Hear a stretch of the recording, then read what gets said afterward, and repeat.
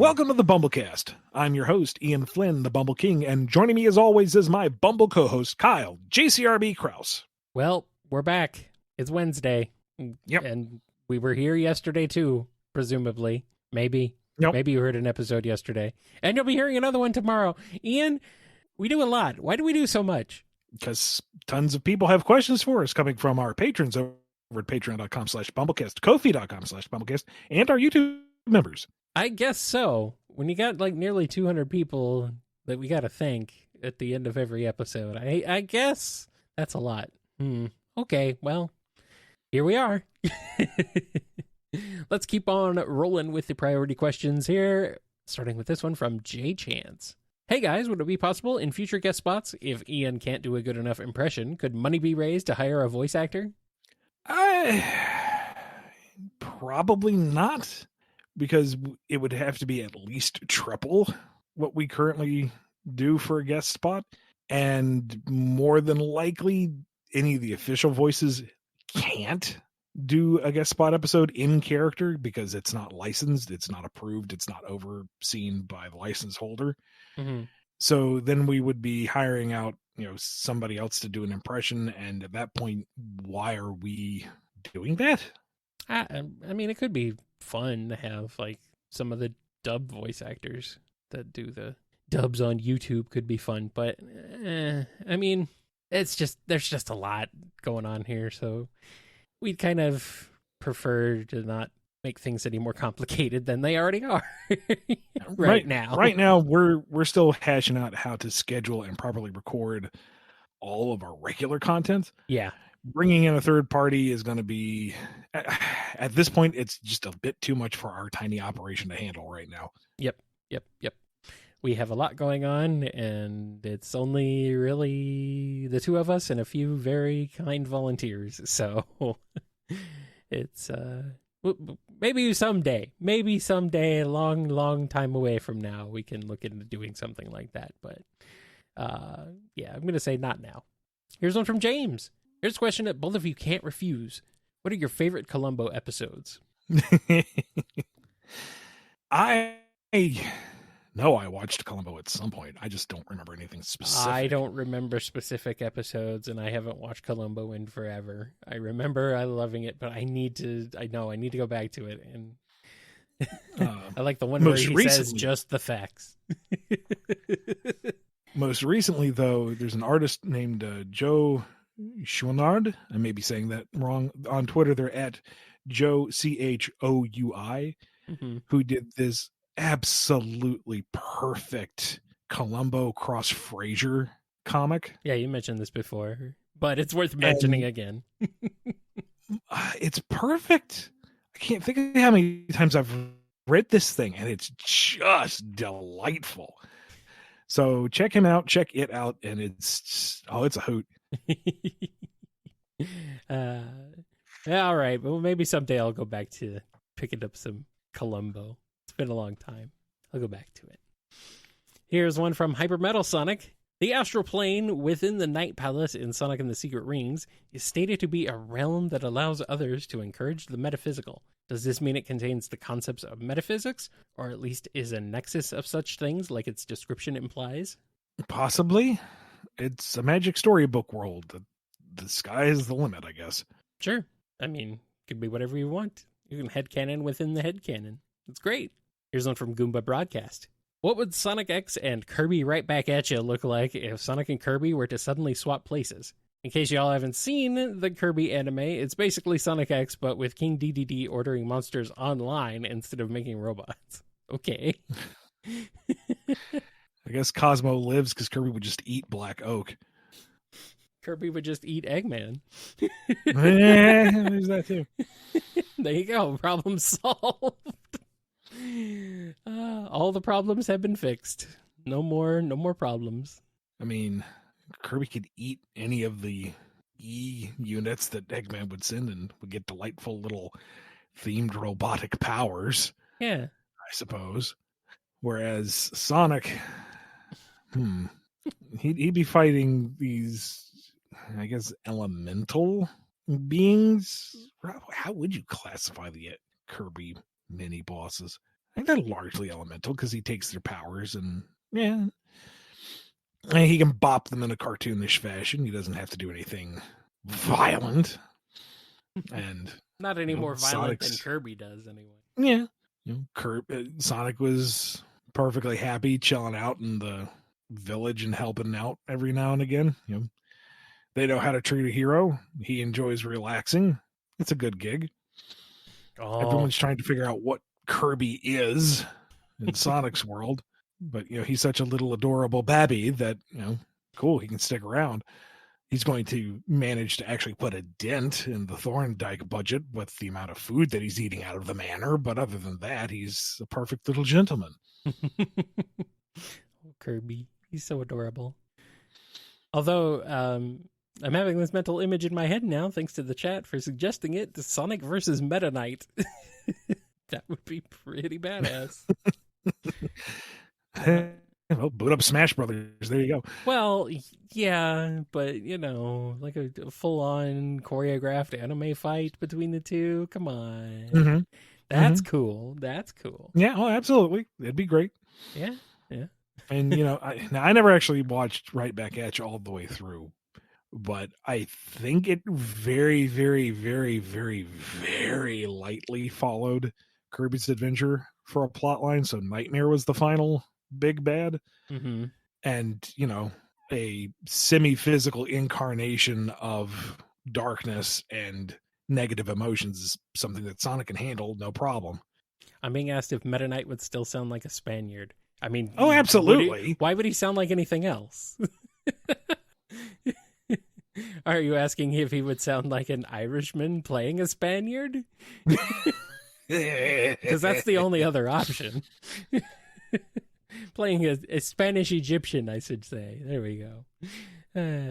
Hello, Highlander fans. All two of you left.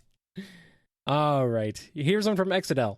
When Lost Hedgehog Tales eventually comes out, whether it be between now and the inevitable heat death of the universe, do you plan to only release it in text format? Or would you ever release an audio reading or cover it on the BumbleKast for the more visually challenged fans? I honestly hadn't considered that. I'm down. That is a good point. The intention is just text, but you bring up a very valid concern. So that was honestly a trifle thoughtless of me. So first objective would be just to get it done and released. And then with time, sure, I could do a read through of it for the visually impaired. Sure, I'm down. All right, here's one from E200 Paragon. SA2's story establishes that gun was around when the Space Colony Ark was operational 50 years ago, while the lore of Project Shadow suggests the Ark's construction predates Gerald's involvement by a few decades. This implies the United Federation/Gun has been in power for at least 100 years. Frontier's story establishes that the Ancients were the very first advanced civilization on Earth tens of thousands of years ago, according to Sage, which conflicts with the Gaia manuscripts saying the last time of awakening was tens of thousands of years ago, implying humans were around when the Ancients fought the End to also witness the Gaias. Connecting these points is the fact Gun used a cyberspace dimension, and Diablon, given its size and power, resembles an unfinished Titan. So my question is this: did humans reverse engineer the Ancients' technology to create the United Federation/Gun and become a world-dominating superpower? So number one, if the last Days of Awakening were 80,000 years ago, that's tens of thousands of years ago. And if the Ancients arrived 90,000 years ago, that's still tens of thousands of years ago. There's no conflict, or potentially no conflict. There's lots of tens of thousands to be had.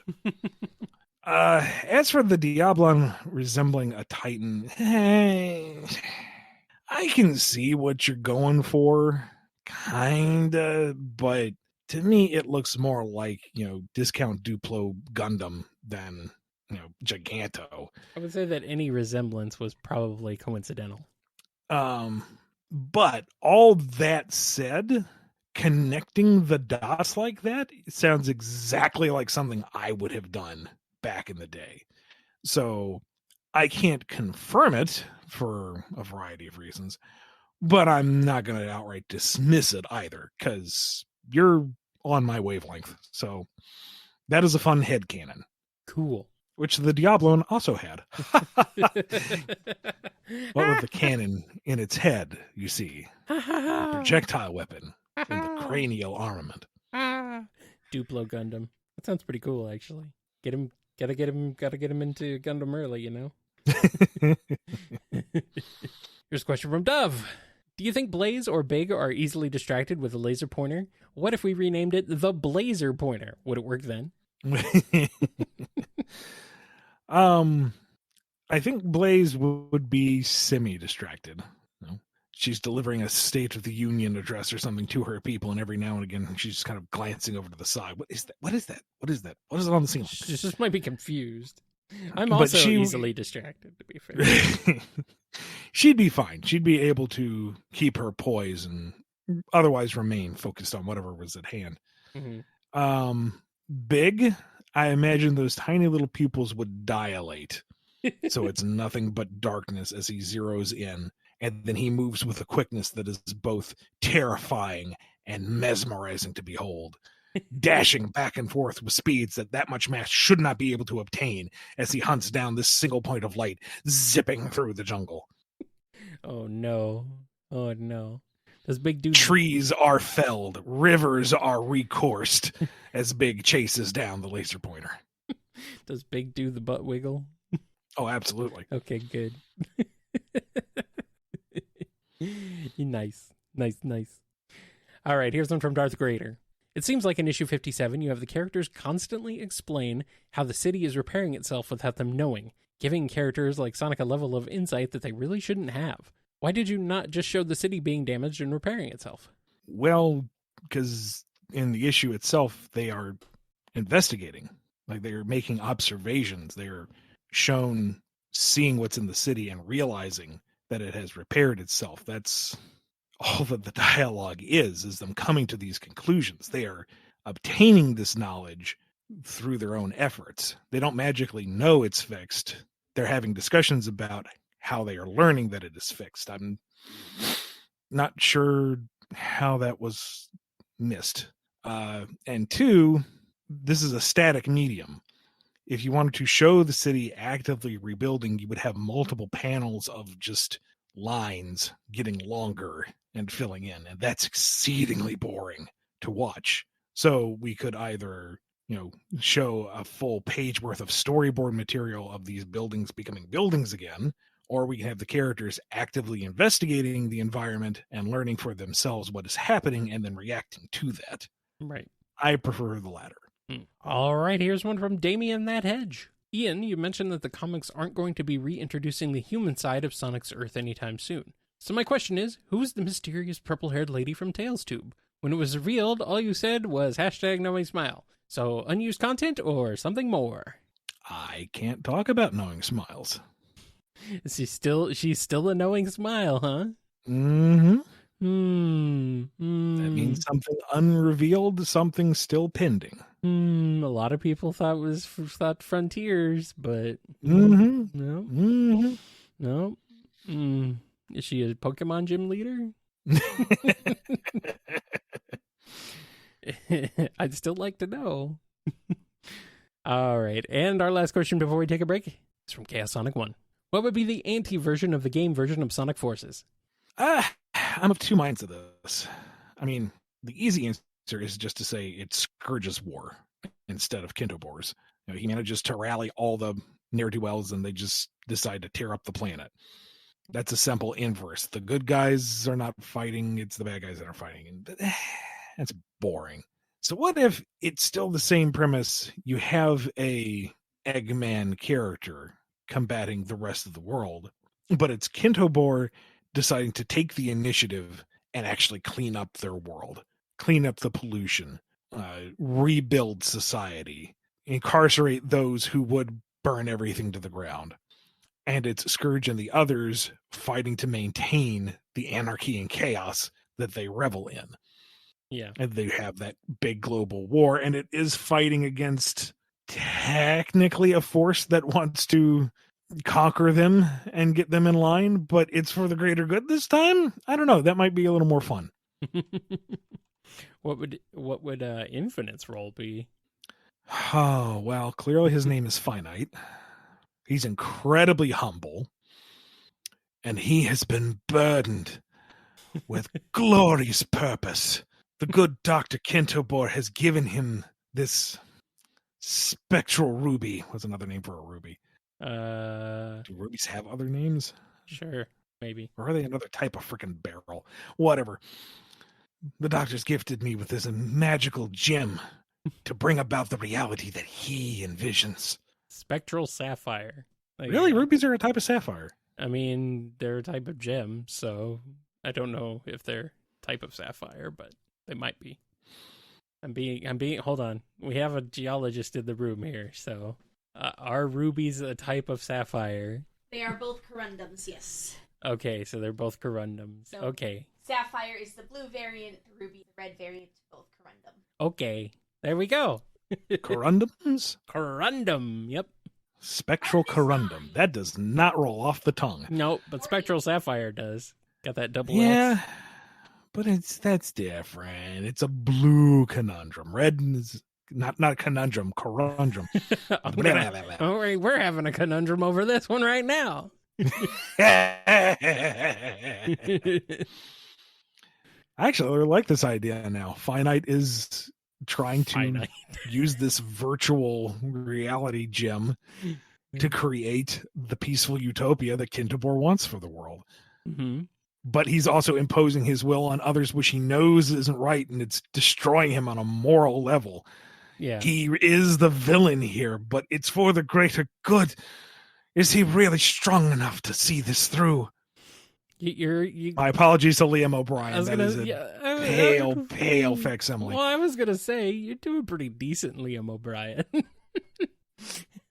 mean, it could discount Duplo Liam O'Brien. It could be worse. Could be worse. God. Liam O'Brien's voice is great, though. So, yeah. What about the rookie? Where's the rookie's involvement in this? Where's Gadget? What's Gadget up to? Let's see. Well, Original Gadget is a nobody who was scared and rises to the occasion and becomes the hero that nobody expected. Mm-hmm. So Anti-Gadget is some hooligan with a chip on their shoulder and something to prove. And they're going to outshine Scourge and the Suppression Squad and all those jerks by taking down Kintobor himself. They're going to burn the world down by themselves. Hide and watch. That's right. Nice. No team up with Scourge. Scourge shows up and is like, hey, you want to help me burn this down? It's like, no, I'm going to burn you down with everything else. That's right. Very good. Very good. Go for it. Get it, Gadget. There you go. Perfect. And the anti-wisps, which I guess we can call vapes, are perfectly happy destroying everything as well. Serious? Vapes. They're like vapor. But you can't just call a thing a vapor. Call it a vape. Be careful with those vapons, though. They can explode if you don't charge them correctly. All right. We need to go. We need to go. But we'll be back with more questions here on the BumbleKast.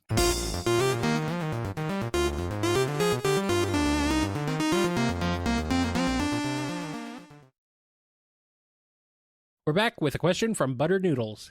Is there a chance that the Super Special Sonic Search and Smash Squad could show up again one day? Do you have any interest in writing for them again? Any chance of them showing up again? Zero. I do not foresee them ever showing up again. Interest in writing them? They could be fun. I'm not the biggest fan of Adventures of, but the three of them do have a great dynamic, and they'd fit in perfectly along with the Hooligans and Rough and Tumble and all the other ne'er-do-wells.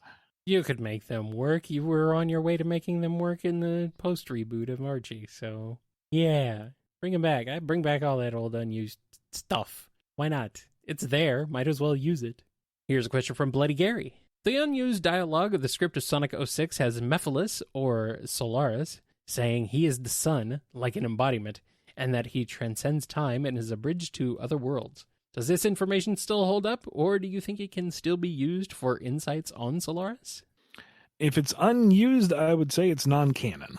If it did not get into the final finished published product, it is not actual game content meant for the consumer. Yep. Unless it is confirmed by someone who is a direct developer on the project. But even then, still, may not hold up. Which is too bad, because it'd be really funny if through the course of the game, Sonic managed to kill the sun and the moon. Well, might as well. Which would put him right on par with Kirby again, because he took out Mr. Shine and Mr. Bright. So there you go. Yep, exactly. Sonic's used to waking up angry gods and killing them, so, it's just kind of his thing. Here's a question from Blazing. I know you said that Sonic Origins is the new canon, but I haven't seen any contradictions with the Japanese manuals, and the Japanese manuals are in the games, so can they still be used? I would say they're fine until whatever the current incarnation of the canon contradicts something. Mm-hmm. In which case, what is established in the present day is what we're going with. Yeah, and I know some people would argue that there isn't anything that contradicts the Japanese manuals on this one, but that's another discussion. So, I have no horse in this race, but all I know is it's Sonic. He can really move, and he's got an attitude, and he's the fastest thing alive. That's about all I know. Here's one from Birch Bongos. Do either of you, in your spare time, read stories that are bad or poorly written? If so, what lessons do you take from them? Well, not intentionally. I don't go seeking them out. No. Unless it's something like Mystery Science Theater 3000, although that's watching, not reading, but still. Consuming bad media. Yes. Yeah, we'll go with that. Now, if I have free time, I'm going to spend it on something that I know I'm going to enjoy. Or at least something I think I'm going to enjoy. Yeah. It's either something that I've been looking forward to and, I've cultivated myself, or if it's something I'm not familiar with, I'm going to do at least a little bit of research. I do not have a lot of time to enjoy things. I want to actually enjoy them. Yes. Not ironically, like legitimately. Sometimes it's fun to enjoy things ironically, but also legitimately. I enjoy a lot of things that other people enjoy ironically, but I enjoy them legitimately. So I just have weird tastes. Some might say they're bad tastes even. That's okay. I don't mind. I like my bad taste, so it's all good. Here's one from Ava. Saw this come up the other day and was curious. We saw that the Council of Acorn was wiped away and a monarchy was brought back with the reboot. Was there a certain reason for getting rid of a people-elected governing body through the character Thanosing the lawsuit brought? Or was it just easier to reduce the cast and focus on the most familiar characters? It was more that we didn't want to get bogged down in politics again. So with the reboot, it was like, okay, let's just take things down to their most basics. And you have Sally, and she's the princess to the kingdom of Acorn, and her father's King Acorn. Done. Yep. And, he's a good king, so he can rule, and you know that Mobotropolis is in good hands, so Sally is free to go off and adventure, and he's cool with her adventuring, so we can just do that. We don't have to worry about tyrannical senility. We don't have to worry about finding a reason for all these ancillary characters that were introduced and then forgotten. It's just, that's her background. It's there, and we're moving on and having fun. Okay. And then eventually Sally will take over and become a ruthless dictator. Sounds good.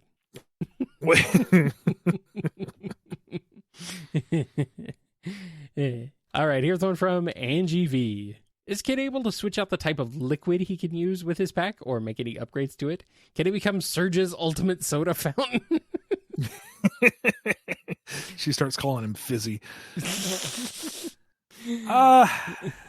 I don't know, to be honest. I mean, hadn't considered that. Maybe.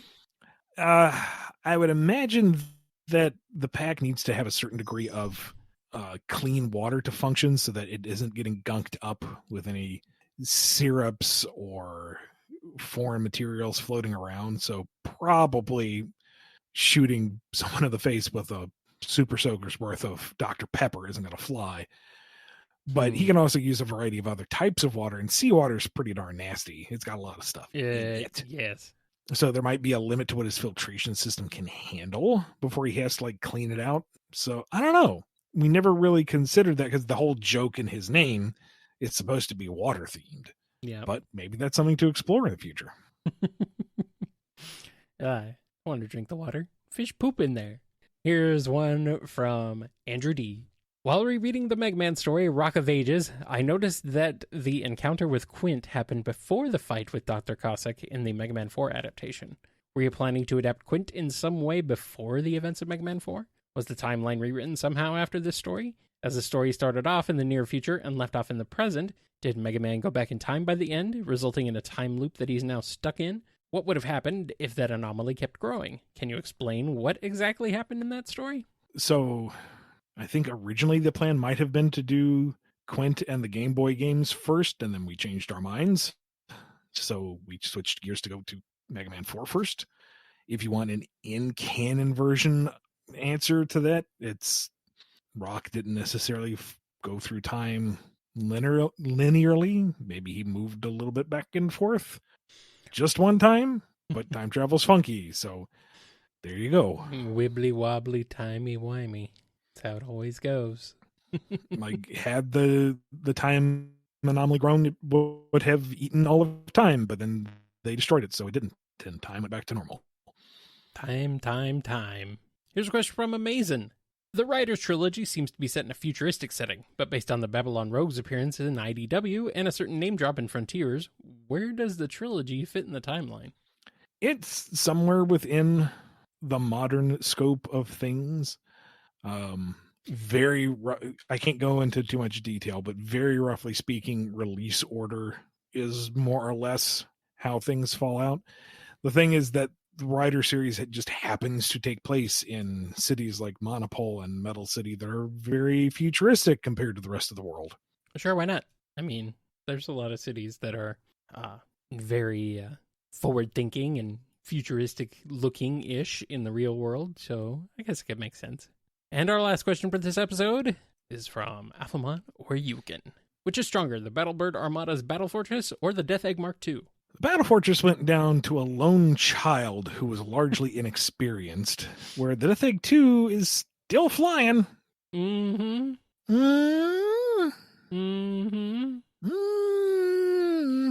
Maybe Sonic should do something about that if it's still flying. Like, what? Why is it? Why is he just letting it hang out up there? I mean, where does Little Planet go once it disappears? You know, does it go off into its own dimension? Does it fly off to some other planet's orbit? We don't know. It's just gone. Mm-hmm. So it's a problem for future generations to worry about. I mean, for all we know, the Death Egg might, affect its actual flight pattern, so it may not come back. Oh, who knows? Is the Death Egg Mark II with Little Planet? Is that? It's built around Little Planet. Okay. Oh, okay. That's right. I guess that's right, huh? Okay. I forgot about that. Oh, well, hey. On that bombshell, I guess we're done. We are, but before we go, we need to give a big thank you to all the patrons over at patreon.com/BumbleKast, Ko-fi.com/BumbleKast, and our YouTube members.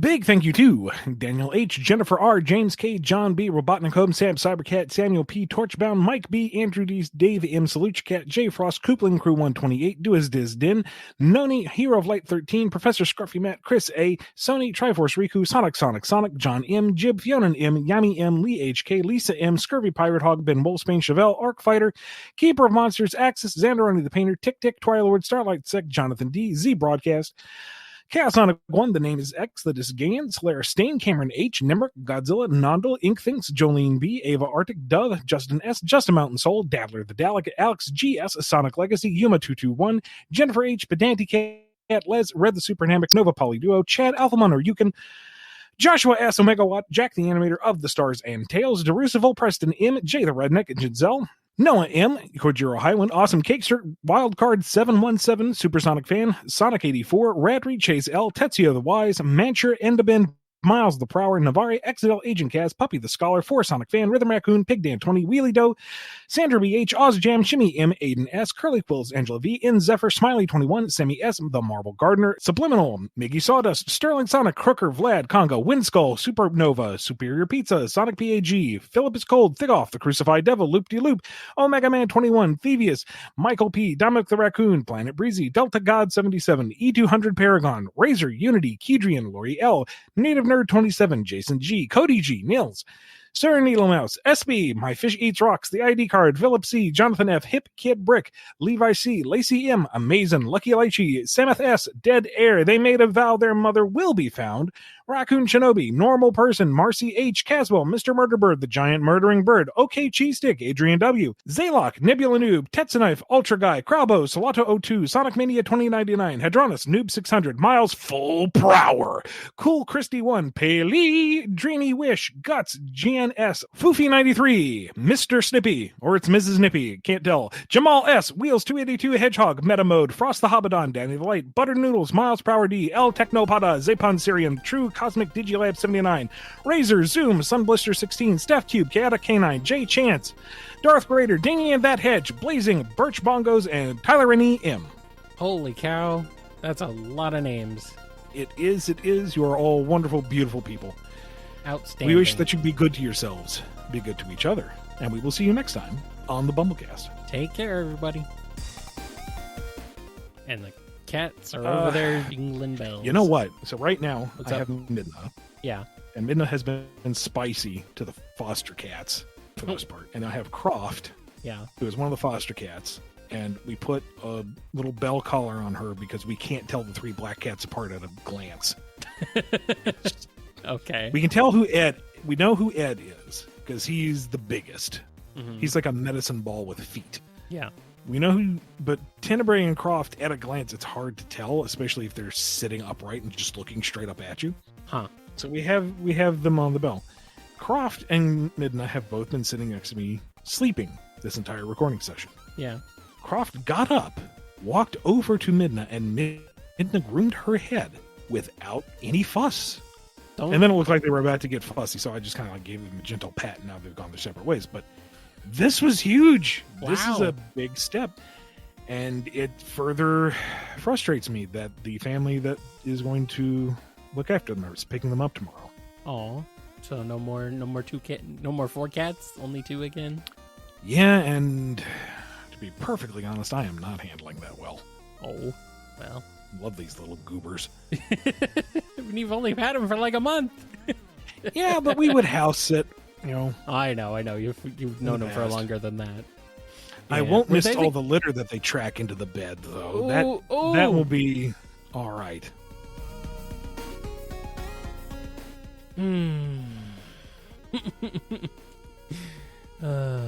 All right. I expect vapes in the next Sonic game. Evil wisps. About time.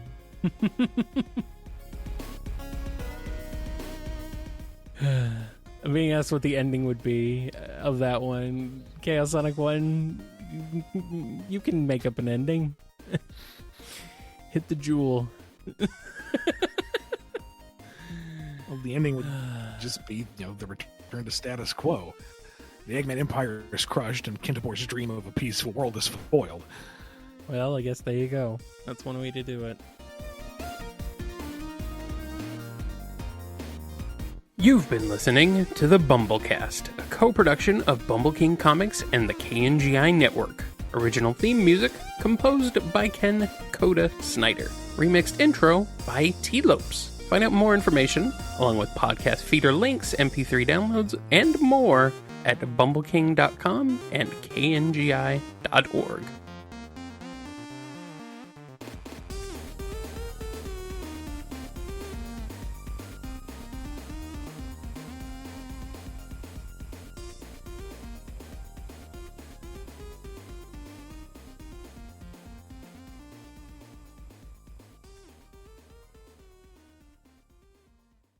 It's been fun, guys. Take care of yourselves, and we will see you Saturday. Yep. Well, no, Thursday. Well, this is Saturday. Oh, yeah. Okay. Ooh, yeah. We will see you on Saturday, and we will see you on Thursday.